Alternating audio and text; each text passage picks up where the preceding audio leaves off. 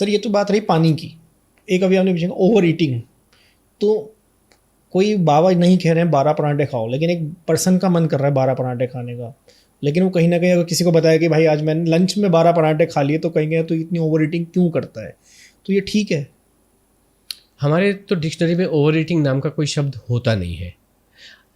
आप पहली बात ये क्यों नहीं होता है, क्योंकि आप ओवर ईटिंग, कोई भी व्यक्ति ओवर ईटिंग कर ही नहीं सकता है, संभव ही नहीं है। आप उतना ही खाना खा सकते हो जितनी आपकी पेट में जगह होती है। लेकिन इससे कभी कभार टेस्ट बन जाता है ना, कुछ कहीं बाहर खाने गए रेस्टोरेंट हाँ। में, कोई टेस्ट बन गया यार ये बढ़िया लग रहा है, आज एक रोटी एक्स्ट्रा खा लेते हैं। ओके, तो दो क्यों नहीं खाई? दो दो पहले एक्स्ट्रा क्यों नहीं खाई?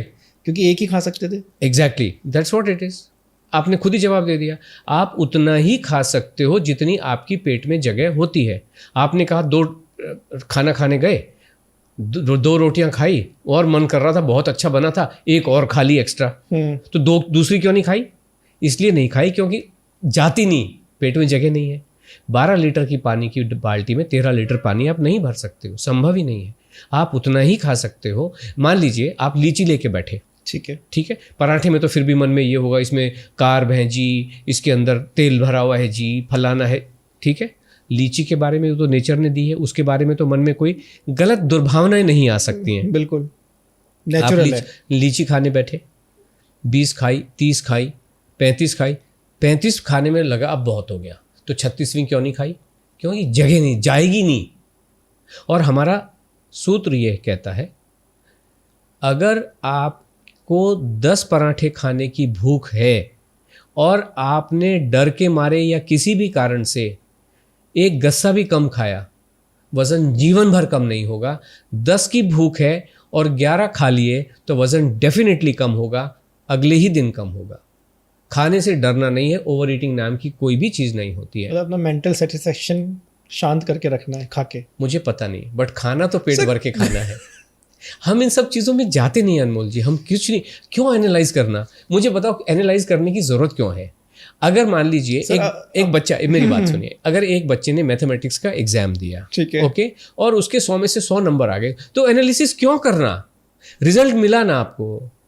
और जो एनालिसिस करने वाले लोग बैठे हैं, हम तो स्वागत करते हैं ऐसे एनालिसिस करने वाले लोग। देखिए, हमारे पास एक प्रोसेस है, हमारे पास एक रिजल्ट है, इसका जो एनालिसिस है वो हम उसके सक्षम नहीं है। उसको जानने वाले ज्ञाता, एकेडमिशियंस, रिसर्चर्स बैठे हो, आओ ना हमारे पास। वो डॉक्टर के फॉर्म में आ सकते हैं, रिसर्च स्कॉलर की फॉर्म में आ सकते हैं, सरकार के रूप में आ सकते हैं कि भाई एक मिला है, दुनिया में बना हुआ है, एक प्रॉब्लम बनी हुई है ओबेसिटी, वेट कम करना, और इनके पास एक लगता है इनको कुछ सोने की खान लग गई है, तो क्यों नहीं, आओ ना, करिए ना, इसकी पॉलिसी बनाइए, हमसे देखिए कि क्या हो रहा है, होता भी है कि नहीं होता है।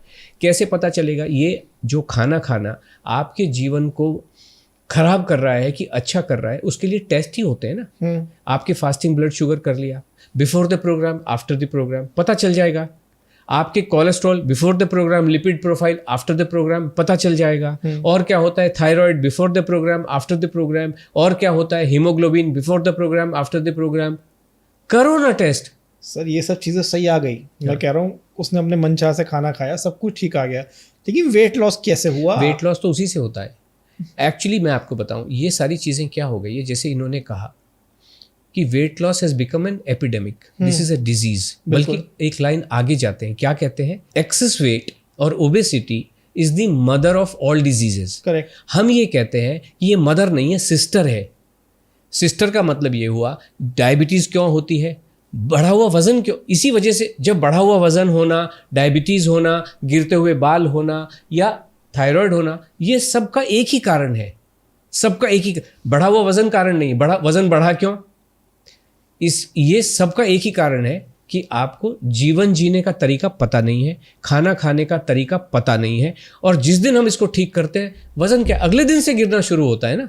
इसको बहुत ज़्यादा समय नहीं लगता। मैं अपने जीवन जीने के तरीका बताता हूँ। मैं सुबह 9 बजे उठता हूँ, मैं 11 बजे ब्रेकफास्ट करता हूँ, मैं 2 बजे लंच करता हूँ, मेरे ख्याल से 2 या कभी कभी 3 बजे ऑफिस में होता हूँ कि काम करते रहते हैं हम लोग, और रात को 8 बजे आके डिनर करता हूँ। इसके बीच में मैं कुछ नहीं लेता। मेरा 3 टाइम, मैं इससे मेरा मेंटल सेटिस्फेक्शन हो जाता है कि अगर मैंने ये खाना खा लिया 3 टाइम का भरपेट, हाँ तो मेरी भूख मिट जाती है, लेकिन मेरा वजन नहीं कम हो रहा, मेरा तो वजन बढ़ रहा है। हाँ, बिकॉज आपने कम खाया तो 5 बारी मिनिमम खाना खाना ही चाहिए। आप और खिला रहे हैं अब। हाँ बिल्कुल, बिकॉज आपके जीवन में फ्रूट नहीं घुसे, आपने जो भी बोला। हाँ, मैं फ्रूट्स नहीं खाता, मैं हाँ, तो fruits नहीं फ्रूट खाता। खाने ही पड़ेंगे।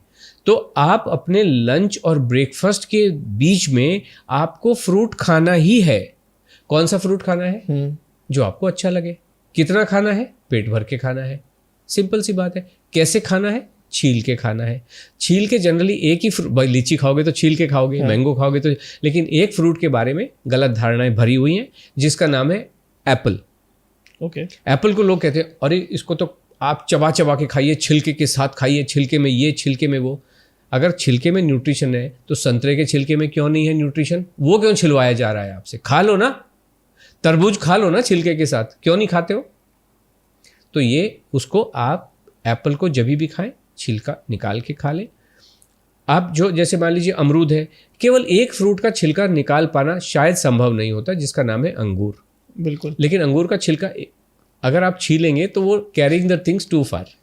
ठीक है, आनंद ले लीजिए, परेशान भी नहीं होना है। हमारे प्रोग्राम में एक और नारा है, this programme is a pure pleasure, इसमें कोई प्रेशर नहीं है।